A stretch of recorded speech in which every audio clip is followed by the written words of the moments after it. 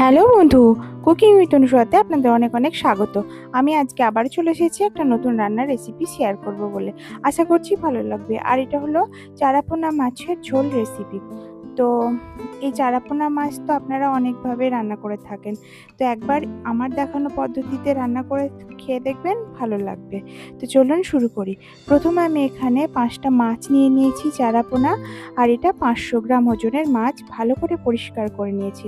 এখন 1 চামচ লবণ, 1 চামচ হলুদ গুঁড়ো আর হাফ লেবুর রস দিয়ে, যেমন মাছ ম্যারিনেট করে মানে মাখিয়ে নেয় সেরকম করে আমি এখন এই মাছগুলোকে ভালো করে হাতের সাহায্যে মাখিয়ে নিচ্ছি। তো মাছগুলো বেশ বড় বড়, মানে এক একটা মাছ 100 ওজন করে। তো এই মাছগুলো খেতে ভীষণই ভালো। আর হচ্ছে এটা পুরো একদম জ্যান্ত মাছ।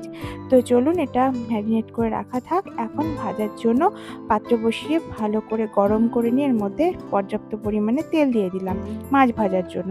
এবার লবণ, হলুদ আর লেবু রস মাখানো মাছগুলোকে ভাজার জন্য একে একে পাত্রের মধ্যে দিয়ে দিলাম।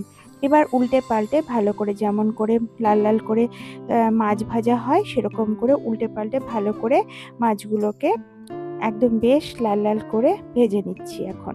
তো আমি এখন মাছগুলোকে উল্টে পাল্টে ভালো করে ভেজে নিই।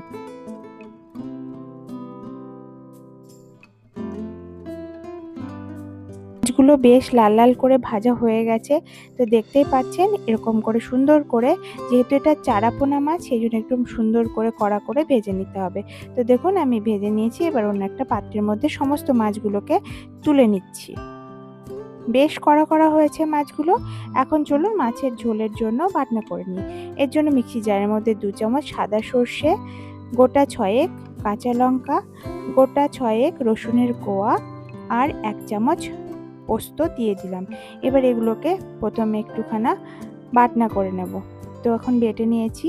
দেখুন এরকমটা হয়েছে আর আঠালোভাবে লেগে গেছে মিক্সির জারের গায়ের মধ্যে। এর জন্য চামচ দিয়ে এটাকে ছাড়িয়ে নিতে হবে।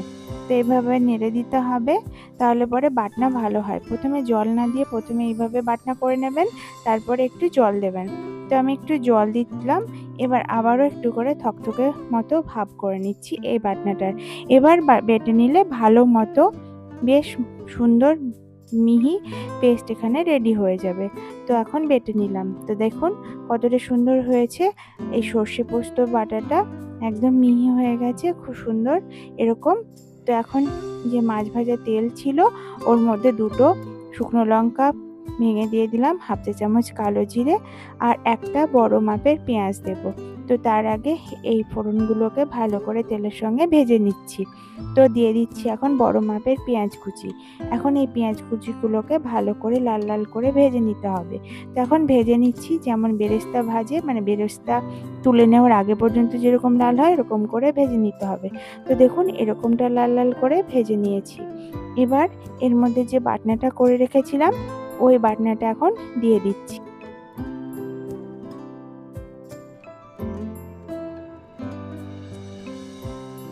সমস্ত বাটনাটা দিয়ে দিলাম। এবার এই বাটনাটাকে ভালো করে যতক্ষণে তেল ছাড়া হচ্ছে আর গন্ধ চলে যাচ্ছে ততক্ষণ ভালো করে ভেজে নিতে হবে। আর হাই ফ্লেমেই আমি এখন রান্নাটা করছি। আর মিক্সি জারের মধ্যে কিছুটা বাটনা লেগে আছে, ওর মধ্যে আমি কিছুটা জল দিয়ে দিয়েছি। ওই জলটাই আমি গ্রেভির মধ্যে জন্য ব্যবহার করব। তো এখন এরকম করে ভেজে নিতে হবে। দেখতেই পাচ্ছেন সুন্দরভাবে তেল ছাড়া হয়ে গেছে। এবার যে মিক্সি জারের মধ্যে বাটনা লেগেছিল ওর মধ্যে জল দিয়ে দিলাম। এবার 1 চামচ লবণ দিলাম। আপনারা আপনাদের স্বাদ অনুযায়ী লবণ দেবেন। আর এখানে বেশ 5 থেকে 6টা কাঁচা লঙ্কা চেরা দিয়ে দিলাম। এই লঙ্কাগুলো ঝাল কম, গাছের লঙ্কা, তো সেই জন্য 5-6টা চিড়ে দিয়ে দিলাম। আপনারা আপনাদের স্বাদ অনুযায়ী লবণ আর ঝাল খাবেন। তো এখন আরেকটুখানা জল দিলাম, যেহেতু গ্রেভিটা একটু ঘন লাগছিল এই জন্য। এবার দিয়ে দিলাম 1 চামচ কাসুরি মেথি পাতা দিয়ে এবার ভালো মতো একটু যখন ফুটে উঠবে তো ভাজা মাছগুলোকে দিয়ে দিতে হবে। তো এখন ভাজা মাছগুলোকেও আমি গ্রেভির মধ্যে দিয়ে দিচ্ছি। এবার কিছুক্ষণের জন্য ফুটতে দিতে হবে। দেওয়ার পরে 1 চামচ সর্ষের তেল দিয়ে দিতে হবে। দিয়ে উল্টে পাল্টে মাছগুলোকে গ্রেভির সঙ্গে মিশিয়ে দিতে হবে।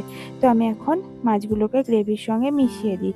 আর কাঁচা লঙ্কার সঙ্গে এই যে সর্ষের তেল দিলাম এর গন্ধটা খুবই সুন্দর হয় আর স্বাদটাও খুব সুন্দর আসে। তো এখন কিছুক্ষণ ফুটিয়ে নেব, নিয়ে এবার ঢাকা দিয়ে দেব। মানে আমি 2 মিনিট মতো ফুটিয়ে 1 মিনিট ঢাকা দিয়ে লো ফ্লেম করে নিয়েছি। এবার ঢাকা দিয়ে ফ্লেম অফ করে ঢাকনা খুলে রেডি হয়ে গেছে আমার এই চারাপোনা মাছের ঝোল।